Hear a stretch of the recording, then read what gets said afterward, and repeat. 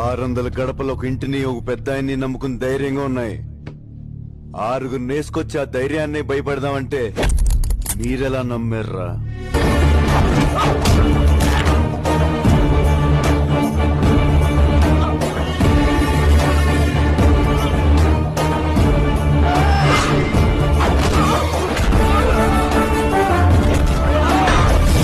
ఈ ఊరాయన మంచితనం వల్ల పొలిమేర దాటి అత్తారింటికొచ్చి వెళ్ళినట్టు వెళ్తున్నారు. 20 ఏళ్ళ నుంచి ఒక లెక్క, ఇప్పటి నుంచి ఒక లెక్క. ఆడి కొడుకొచ్చాడని చెప్పు.